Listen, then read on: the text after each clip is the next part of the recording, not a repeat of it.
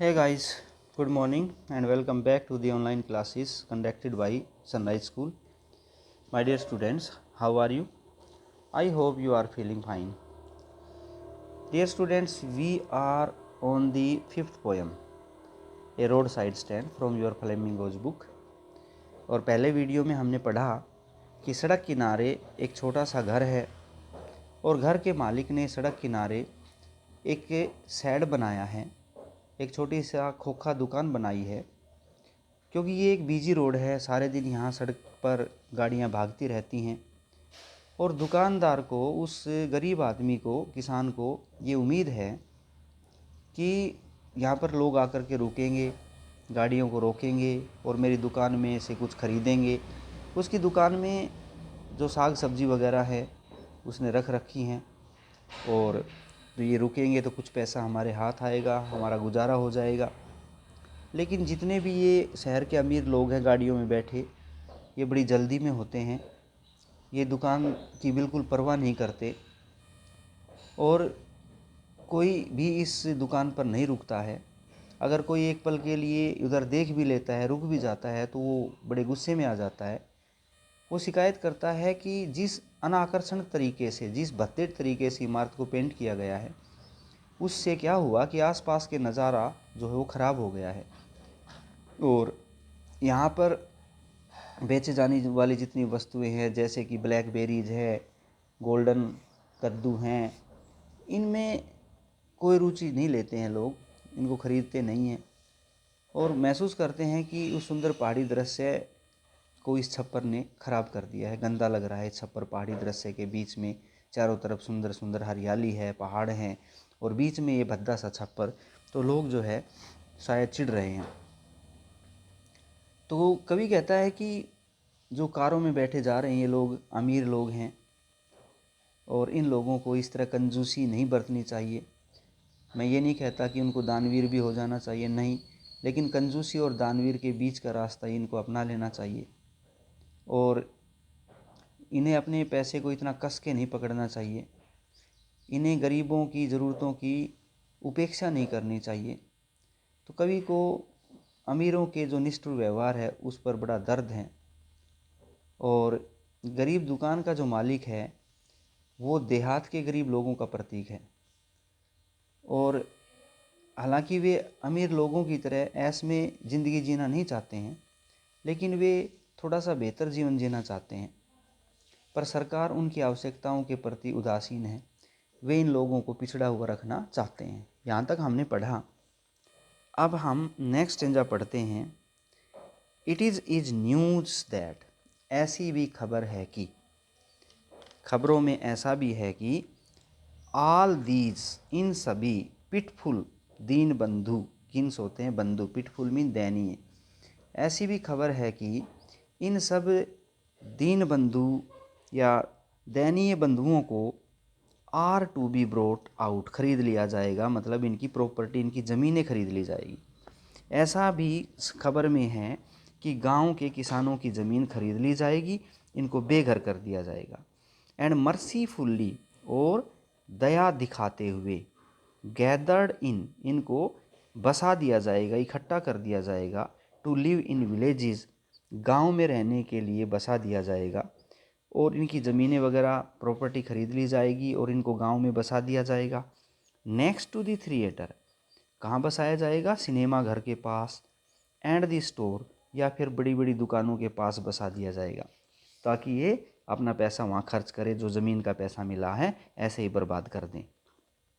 Where they won't have to think for themselves any more, यहाँ पर इन लोगों को अपने बारे में और अधिक सोचने का समय नहीं मिलेगा। वेयर, जहाँ पे, they won't have to think, ये लोग नहीं सोच पाएंगे, फॉर देमसेल्व्स, अपने बारे में, एनी मोर, और अधिक नहीं सोच पाएंगे। वाइल, और इसी दौरान, ग्रीडी, ये जो लालची लोग हैं, जिन्होंने, ये जो बिल्डर्स हैं, जो शहर के लोग हैं, इन जो अमीर लोग हैं, वाइल ग्रीडी गुड डूअर्स, ये लालची जो गुड डूअर्स अपने आप को कह रहे हैं, भला करने वाले कह रहे हैं, गुड मीन भला, डूअर मीन करने वाले, ये जो भलाई दिखाने वाले लोग हैं, beneficent, beast of prey, beneficent क्या होता है? ये लाभ कमाने वाले, मुनाफाखोर, बीस्ट ऑफ प्रे, बीस्ट होता है जानवर, प्रे मीन शिकारी। ये तो मुनाफाखोर शिकारी हैं, ये इनका कोई भला भला नहीं चाहते। जिन्होंने इनकी ज़मीनें खरीदी हैं वो कहते हैं हम आपको पैसे देंगे और पैसे दे करके आपका लाइफ बनेगा। एक्चुअल में इनका ऐसा कोई इरादा नहीं है, ये कोई गुड डूअर नहीं है, ये तो लाभखोर लोग हैं, बेनिफिशिएंट बीस्ट ऑफ प्रे हैं। ये तो ऐसे शिकारी जानवर हैं जो मुनाफाखोर हैं। स्वार्म ओवर देयर लाइव्स, ये जो मुनाफाखोर जानवर हैं ये उनके जीवन पर स्वार्म ओवर मंडराते रहेंगे, किसानों के, गरीबों के जीवन पर। इन्फोर्सिंग बेनिफिट्स, और लाभ कमाते रहेंगे, मुनाफा कमाते रहेंगे। इन्फोर्स मीन कमाना, ज़बरदस्ती, बेनिफिट्स मीन लाभ कमाना। दैट आर कैलकुलेटेड, और ऐसा भी माना गया है, to sue them out of their wits, कि ये लोग गरीब लोगों की अकल ख़राब कर देंगे। विट्स मीन अकल ख़राब करना, इन लोगों को आउट ऑफ विट कर देंगे, दिमाग ख़त्म कर देंगे, सोचने समझने की ताकत ख़त्म कर देंगे। सूद होता है तसल्ली देना, कि ये लोग तसल्ली देंगे किस बात की, इन लोगों का दिमाग ख़राब करने के बाद उनको तसल्ली देंगे। एंड बाय टीचिंग देम, और इन लोगों को सिखा देंगे गरीबों को, हाउ टू स्लीप, कि सोना सिखा देंगे। And they sleep all day, और पूरे दिन ये गरीब लोग सोते रहेंगे, रात को ये ड्यूटी करेंगे और दिन में सोएंगे। Destroy their sleeping at night, और रात को उनकी नींद खराब कर देंगे। दी एंशियंट वे, ये एक पुराना तरीका है मुनाफाखोर लोगों का। तो आगे देखिए, इस स्टेंजे में कवि कितना आहत है।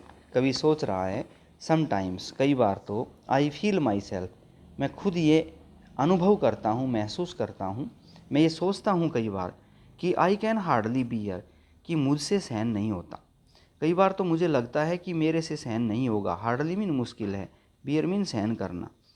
इन लोगों का दुख मुझसे नहीं देखा जाता।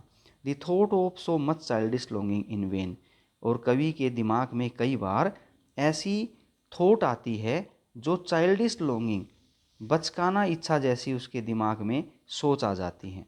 द थॉट, उसके दिमाग में सोच आ जाती है, of so much childish longing, childish longing बच्चे की इच्छा, बचकाना इच्छा जैसी कई बार उसके दिमाग में इन वैन, व्यर्थ में सोच आ जाती है। द सैडनेस, वो देखता है कि जो उदास आदमी बैठा है, that lurks near the open window, जो उस खुली खिड़की के पीछे छुपा हुआ है। लर्क्स मीन छुपना। उस खुली खिड़की के पीछे, उस दुकान की खिड़की के पीछे बैठा हुआ गरीब आदमी जो इतना उदास है। दैट वेट्स ऑल डे, जो पूरे दिन इंतज़ार करता रहता है। इन आलमोस्ट ओपन प्रेयर, लगभग खुली प्रार्थना करता हुआ इंतज़ार करता रहता है। किस चीज़ का? For the squeal of brakes, कि ब्रेकों के चिल्लाने की आवाज़ आए, मतलब कोई गाड़ी आए अचानक यहाँ ब्रेक मारे, उसको ब्रेकों की आवाज़ सुनाई दे। दिस, तो स्क्वील होता है चिल्लाना, ब्रेकों के चिल्लाने की आवाज़ आए, इस तरह की प्रार्थना पूरे दिन करता रहता है। The sound of A stopping car, किसी कार के रुकने की आवाज़ आए, इस तरह की प्रार्थना करता रहता है। Of all the thousand selfie car that pass, उन हज़ारों, थाउजेंड हज़ारों, सेल्फी स्वार्थी, कार्स, उन हज़ारों स्वार्थी कार मालिक जो वहाँ से गुजरते हैं, उनमें से कोई एक अपनी कार को वहाँ रोके, ब्रेक मारे। तो ऐसी प्रार्थना वो करता रहता है। Just one to inquire what a farmers price are, तो उसकी प्रार्थना शायद भगवान ने सुन ली, और वहाँ पर जस्ट वन, कोई एक कार आकर के रुकती है, टू इंक्वायर, और पूछने के लिए रुकती है, पूछताछ करने के लिए। क्या पूछती है? What a farmers price are, sorry, वो कहता है कि कोई एक कार तो आकर के रुके और पूछे कि मेरी फसल की कीमत क्या है, जो मैंने साग सब्जी यहाँ, फार्मर्स प्राइस, फार्मर में किसान ने जो साग सब्जी यहाँ अपनी दुकान में रख रखी है, कम से कम प्राइस तो आकर के पूछे, खरीदो मत, लेकिन कोई गाड़ी रुके, आकर के मोल भाव तो कर ले, तो भी थोड़ी तसल्ली हो जाएगी, हाँ कोई गाड़ी रुकी। एंड वन डिड स्टॉप, तभी वहाँ पर एक गाड़ी रुकती है। But only to plough up grass, लेकिन वो गाड़ी क्या करती है? प्लो अप ग्रास, घास को ही उखाड़ जाती है। इन यूजिंग दी यार्ड, जो उसके यार्ड होता है आंगन, उसने जो अपने घर के बाहर एक पार्क बनाया था छोटा सा, उस पार्क की घास को ख़राब कर जाती है, उखाड़ जाती है। टू बैक होने के लिए वहाँ आती है, एंड टर्न राउंड, और वापस मुड़ जाती है। तभी वहाँ पर एक गाड़ी आकर रुकती है। दुकान मालिक बड़ा खुश होता है, खोखे का मालिक, कि चलो कोई गाड़ी रुकी, लेकिन वो गाड़ी आई, रुकी, बैक हुई, घास में घुस के उसकी घास को भी उखाड़ गई और वापस चली गई। एंड अनदर, फिर एक और आकर रुकती है, टू आस्क, और वो आकर के पूछते हैं रुक करके, the way to where it was born, कि ये रोड कहाँ जा रहा है। और दूसरी एक गाड़ी आकर के रुकती है, वो केवल रोड पूछ लेती है कि ये रोड किधर जाता है। इसके बाद एंड अनदर टू आस्क, और फिर एक और रुकती है वहाँ, और वो पूछता है रुक करके, could they sell A gallon of gas, कि क्या तुम्हारी दुकान में पेट्रोल है। गैलन मीन लीटर होता है, पैमाना होता है एक, और गैस मीन पेट्रोल। क्या तुम्हारी दुकान में पेट्रोल है। तीसरी गाड़ी ने पेट्रोल मांगा वहाँ आकर के। पहली गाड़ी केवल रुकी और मुड़ने के लिए रुकी थी और चली गई, उसकी आंगन की घास उखाड़ गई। दूसरी गाड़ी आकर रुकी, रुक करके सड़क पूछी ये कहाँ जा रही है। तीसरी गाड़ी आकर के रुकी, उसने पूछा कि क्या पेट्रोल है। दे कुडंट, हमारे पास नहीं है। दिस क्रॉसली, वो ये गुस्से में कहता है। दे हैड नन, हमारे पास कोई पेट्रोल नहीं है। Didn't it see, it mean गाड़ी वाले को, क्या गाड़ी वाले को दिखाई नहीं देता हम पेट्रोल नहीं बेचते हैं, ये पेट्रोल पंप नहीं है, ये तो साग सब्जी का खोखा है। नो इन कंट्री मनी, कवि कहता है कि नहीं इन कंट्री मनी, ध्यान से देखिए इस टंजे को। कंट्री मीन गांव में, गांव का जो धन है, गांव में जो धन है। The country scale of gain, वो गेन मीन लाभ कमाना, स्केल मीन पैमाना। गांव में जो पैसा है वो लाभ कमाने के पैमाने के अनुसार नहीं है। The requisite lift off spirit, और लाभ कमाने की जो रिक्विसाइड है, जो इच्छा है, लिफ्ट ऑफ स्पिरिट, स्पिरिट क्या होता है, आत्मा, जोश, उत्साह। लाभ कमाने के उत्साह में, वहाँ पर कोई लाभ कमाने में कोई उत्साह दिखाई नहीं दे रहा है। हैज़ नेवर बीन फाउंड, शहर में कभी गाँव में कभी देखने को नहीं मिलता है। कवि कहता है कि गाँव में शहर कमाने का उत्साह, गांव में पैसा कमाने का उत्साह उस हिसाब से कभी देखने को नहीं मिला जितना कि शहर में मिलता है। शहर के लोग हमेशा धन के पीछे लगे रहते हैं, पैसा कमाने के पीछे लगे रहते हैं, लेकिन गांव में धन कमाने का जो पैमाना है वो शायद उतना नहीं है जितना कि शहर में है। सो इसलिए the voice of the country seems to complain, इसलिए गांव के जो लोग हैं वो यही शिकायत नज़र करते आते हैं कि हमारे पास पैसा नहीं है, पैसा नहीं है, क्योंकि उनमें पैसा कमाने का जज्बा नहीं है, उत्साह नहीं है। I can't help owning the great relief, I can't help, मेरे बस की नहीं है, मुझसे सहन नहीं हो रहा है। ओनिंग द ग्रेट रिलीफ, कहता है कि इन लोगों को ग्रेट रिलीफ, बड़ा आराम, सुकून, चैन, इस दुख से पीछा जब छूटेगा, इट वुड बी, कब छूटेगा, to put these people at one stroke out of their pain, कि अगर हम इन लोगों को एक ही प्रहार में इनके दर्द से मुक्ति दिला देंगे। कवि बहुत बुरा सोचता है, कवि से देखा नहीं जाता इन लोगों का दुख, तो कवि कहता है या तो इनकी गरीबी हटाओ या इनको एक ही झटके में मार दो, मुझसे नहीं देखा जाता। कवि ऐसा सोच लेता है कि भाई या तो इनकी गरीबी दूर कर दो, ये रोज़ रोज़ का इनका तड़फना मुझसे नहीं देखा जाता है, या फिर इन लोगों को क्या कर दो, आउट ऑफ पेन कर दो, दर्द से मुक्त कर दो, एट वन स्ट्रोक, एक ही प्रहार में, मतलब इनको मार दो। एंड देन नेक्स्ट डे, और फिर अगले दिन, as I came back in the sense, जब कवि को वापिस समझ आई, सेन मीन समझ या होश आया, अकल आई, आई वंडर, तो कवि सोचने लगा, हाउ आई शुड लाइक, मैं तो चाहूँगा कि how you come to me, कि तुम लोग मेरे पास आओ, and offer to put me gently out of my pain, और तुम धीरे से मेरे दर्द को दूर कर दो। मतलब गांव के लोगों को का दर्द दूर करने के बजाय, झटके से उन लोगों को मारने की बजाय मुझे मार डालो, क्योंकि मुझसे तो ये दर्द देखा नहीं जा सकता।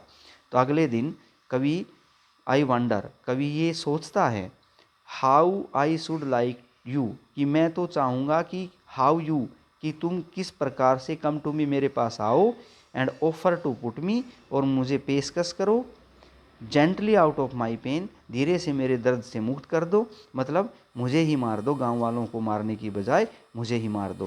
पहले तो कभी ये सोच रहा है कि मुझसे तो इन गांव वालों की तकलीफ़ देखी नहीं जाती, या तो इनकी गरीबी दूर करो या इनको एक ही झटके में ख़त्म कर दो। फिर जब कवि को होश आता है, समझ आती है, तो कहता है भाई मुझसे नहीं देखा जा रहा है, तो गाँव वालों को नहीं, मुझे एक प्रहार से मेरे दर्द से मुक्त कर दो, मतलब मुझे मार दो। तो ये था रॉबर्ट फ्रॉस्ट द्वारा लिखी हुई आपकी पोयम ए रोड साइड स्टैंड। इस कविता में कवि गरीब जो ग्रामीण हैं उसकी गरीबी से बड़ा दुखी है और चाहता है कि जो सामाजिक असमानता है वो समाज में दूर हो। शहर के लोगों को भी कुछ सोचना चाहिए, गांव के लोगों से सामान खरीदना चाहिए, और जो सरकार है या जो प्रशासन है या जो सत्तारूढ़ दल है, उनको भी गरीब लोगों के साथ जो वादा उन्होंने किया था कि गरीबी हटाएंगे, उनको अच्छा जीवन देंगे, उस बारे में भी इनको प्रयास करना चाहिए। नहीं तो इन लोगों की गरीबी का प्रचार प्रसार होता जाएगा और गरीबों की संख्या लगातार बढ़ती जाएगी। तो उम्मीद करता हूँ ये पोएम आपको समझ में आई होगी। Goodbye, have a nice day.